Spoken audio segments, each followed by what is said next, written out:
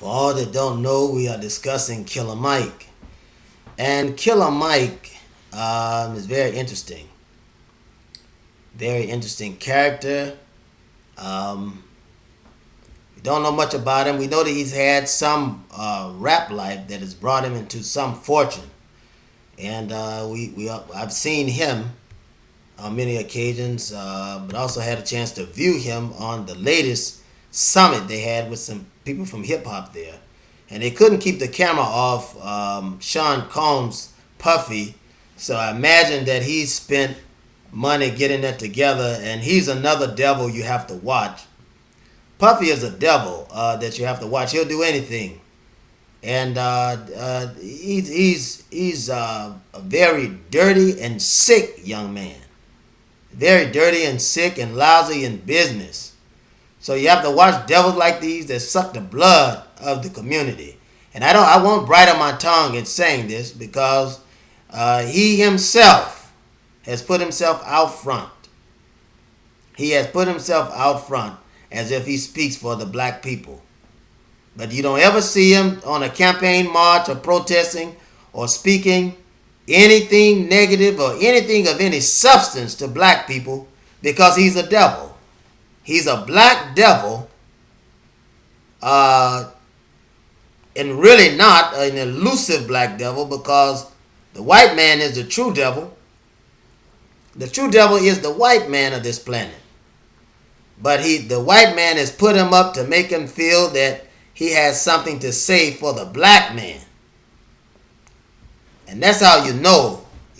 White people feel that they can send black people out to speak. That's what they feel. They would select black people and let them speak. And that these black people would represent the average black person. But this is not true. Excuse me as I put my wallet in. It's not true. They don't represent us. They don't represent us. And this must be said.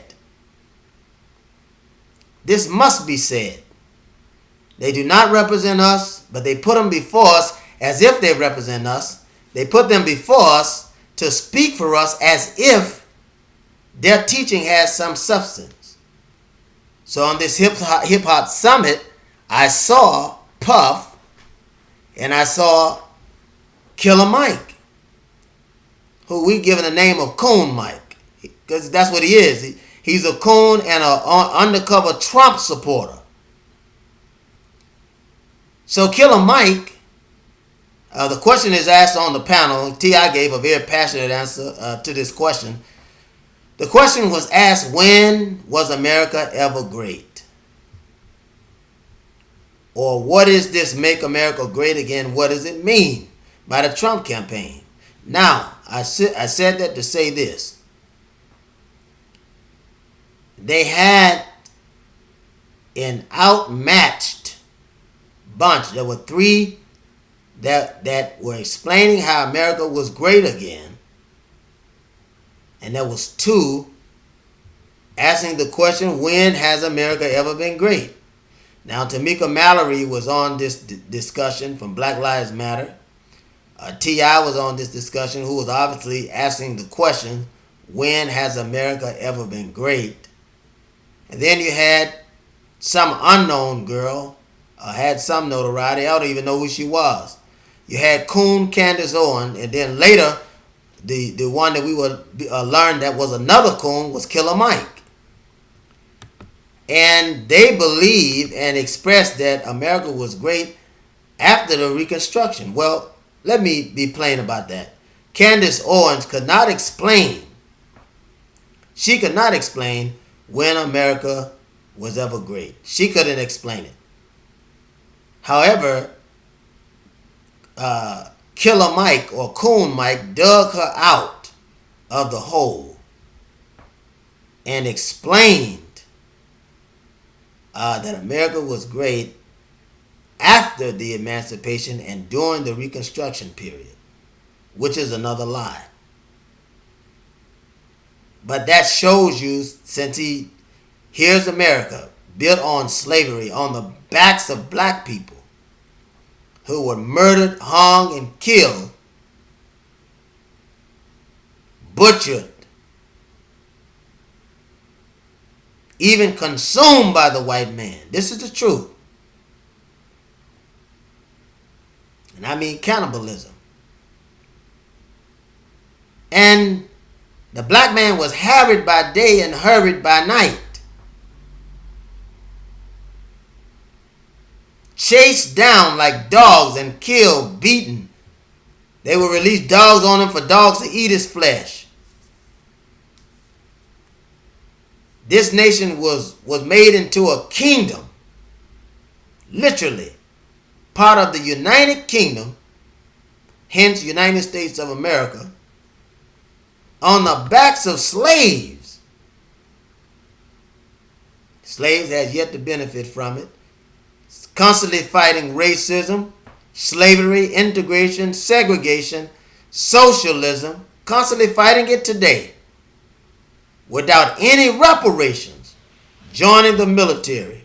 You name it, he's supporting this country and not getting the benefits of that support, and certainly not reparations for slavery. And Killer Mike said that the Reconstruction period, he said that the Reconstruction period was the best period of America for black people. This tells you that he's nothing but a coon. Proof of which, the white man would take what other race would take a rapper and put him before you as a rapper, not a self-knowledge man, because T.I. is a businessman. He works independently. He believes in independence, and he believes in black dollars, supporting the black unit. So he affects our community as a black man, but he happens to be a rapper. But Killer Mike is a rapper who affects our community as a bloodsucker for the white man. And it's a shame, brothers and sisters. We shouldn't let him get away with it either. Something has to be done. We have to fight against these coons, crackers, blacknecks, chocolate-covered crackers, Aunt Bessie's, Uncle Tom's, backsliders and blacksliders. We've got to fight against this. They're sinning against our community, willing to sell us to the highest bidder, ready to reap the benefits when we fight off this devil and come into the new land or the new world. We must not let this pass, brothers and sisters. You may think that I'm wrong. You may think that, and I know there are many now, because you're caught up in him being a rapper, but he don't care anything about you. And when has he ever did anything for the community? He doesn't do it.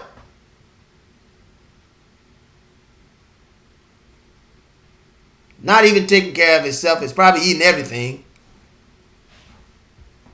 Proof of which he's heavily overweight.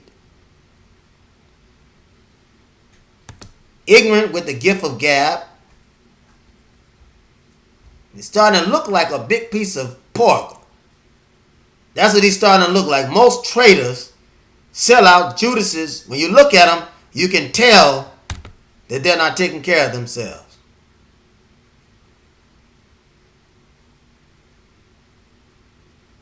Because they don't love themselves, brothers and sisters.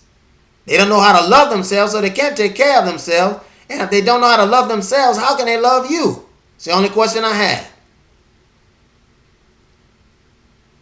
If they don't love themselves, how can they love you? If they don't love the black community where they come from, how can they love you?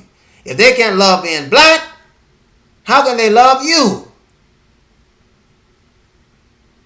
The white man doesn't love them. He doesn't care anything about them.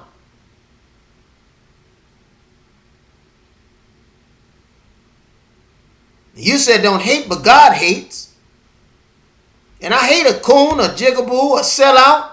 I hate them.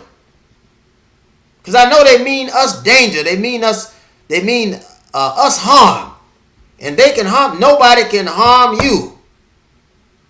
better than someone from your own race. They can harm us because they're from our race. I'm talking about Killer Mike, but when I said they, I mean all of those who think like him. Brothers and sisters, we have to get it out. He shouldn't be able to say things like that and get away with it. We should call him out. And I'm calling him out. I'm calling Killer Mike CUUN Mike. I know he's an undercover Trump supporter, and he support these whites. Every time you turn around something wrong with black folks and we got to wait to get in charge, or you're telling people that we can't win. We can win if we fight. We can win if we stick together. We can put Walmart out of business if we build our own black mart. We build gas stations. We can put Texaco out of business and all these other stores. Put them out of business. Get our own gas stations. Get our own grocery stores. Get our own clothing stores. These things we can do for ourselves. And it may seem like he's saying the same thing, but he's not. He's telling you America was great because black folks had independence during the Reconstruction and we've never had it. We were slaves then and we're slaves now. The emancipation was only an advancement in slavery and an advancement on slaves so that the federal government could get the power from the southern states. So the northern state could take the power from the southern state and the Union could regain control of America because they had lost control of America through the Civil War, where the North was fighting the South. You have to know this. And if you know history, then you can get it. There are some people that know a little bit of history that'll misuse it if you're not careful, so you have to pull them to the carpet. For Killer Mike to say that the Reconstruction period was great is just a plain lie and manipulation and false conception for his own greed. And as you and I can see, he's eating everything in front of him because he's big as hell. Not eating healthy. He could really benefit from how to eat by the Most Honorable Elijah Muhammad. He could really benefit from it.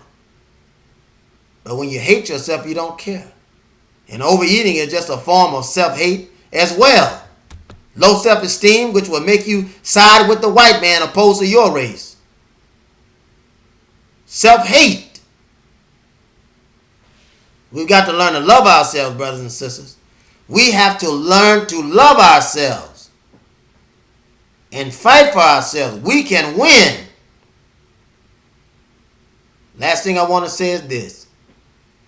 To all of those who are discouraged and will listen to someone and say we don't have enough weapons to fight this war, or we don't want to get on the white man's bad side, this is my encouragement to you. In Vietnam, when the white man was fighting the Viet Cong didn't have any guns until the white man got there. Now, when the white man got there, through guerrilla warfare, I hope you're listening to me, through guerrilla warfare,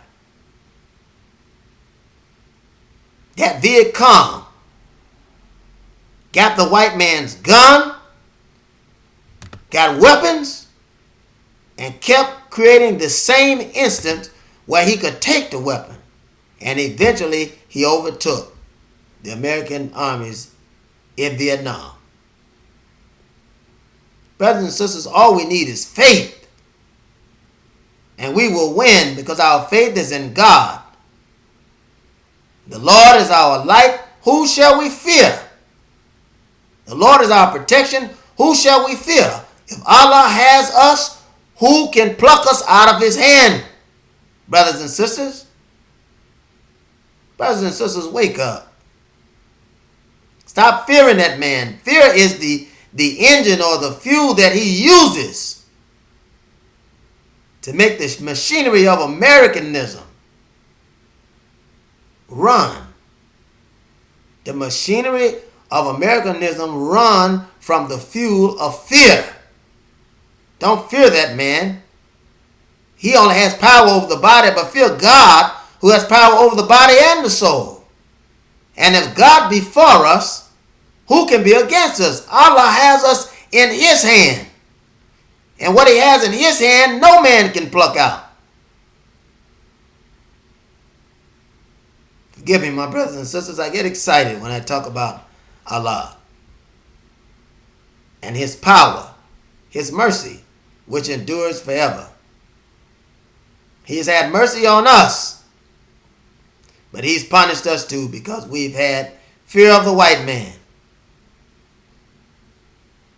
And the word said that our God is a jealous God.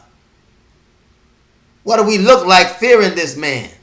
If you look at him, he's not very strong, he's not very handsome, she's not very beautiful, and we're fearing this man. They're not intelligent, and we're fearing this man. They're over the planet. The planet is 4/4 black and 1/4 white. So it's, part of my expression, 4/5 black and 1/5 white. And the 1/5 has power over the 4/5. Now this is globally around the world. How did the man do this? Divide and conquer.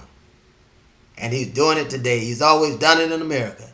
He'll take a poor black trashy person and with that hate themselves so much that they'll be willing to do anything to be around that white man, or to make him smile, or to make him love them, or pat him on the back, or pat him on the head, that for a little crumbs from him, they'll do anything that he said, including kill you and I. So we must be careful and be watchful for CUUNs. They're dangerous to our cause, brothers and sisters. I won't hold you any longer than I already have, and I appreciate you. And I look forward to fighting beside you in this race war, where Allah has already given us the victory to win. You know me. I'm your brother. I'm your brother, Mauricelm-Lei. And I'm here for you, and I'm here with you on this battlefield for our Lord. May Allah continue to bless and keep you. And I greet you and leave you in the words of peace in a great tongue of Arabic, Assalamu alaikum. And again, you would say unto me, Wa alaikum salam, which we are saying, peace be unto you, brothers and sisters. And you also saying to me, peace be unto you. May God bless and keep you, and Allah continue to watch over you. For I bear witness that Allah God, my God, and your God is one. Thank you, brothers and sisters, and have a great evening.